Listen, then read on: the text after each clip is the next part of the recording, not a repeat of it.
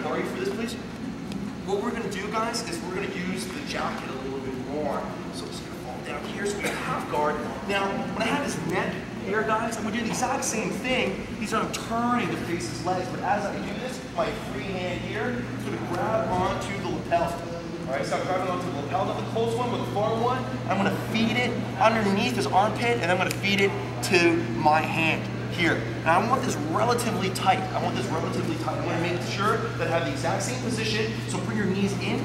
Yes, you see how he's got this fetal position. He's trying to maintain his half guard on my thigh. I'm still gonna bring my hip up as much as possible here. And I'm also bringing my shoulder and his shoulder still, just like this. And then my knee comes in. Now, once I'm here, it's not grabbing onto his knee, I'm pushing this away, and then I'm able to go and extract my foot. But as I do this, note the control. And Steve, just from here, can you just bridge, slam down? You see how I just hold down my hand?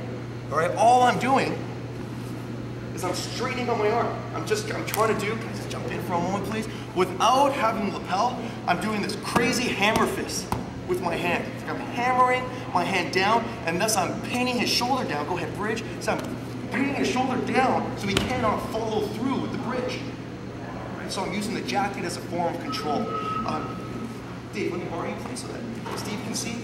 So exact same thing, guys, but we're just using a different type of control. Instead of just using my arm entirely, I'm using Dave's jacket. So I have the neck controlling here. I'm going to turn to face his legs. Now he's going to stay tight to me. You see how he's got this fetal position? He's bringing his knees up, trying to maintain control of my upper thigh.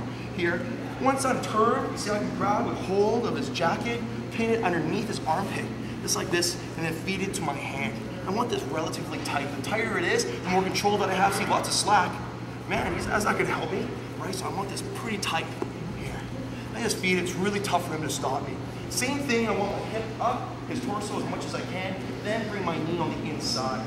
A lot of guys do this guard pass without the knee on the inside. He's still gonna bring this knee in tight here. So I'm controlling here, and then so I push with my knee. Guys, you see how it's really easy for me to maintain lots of pressure here with my shoulder into his shoulder.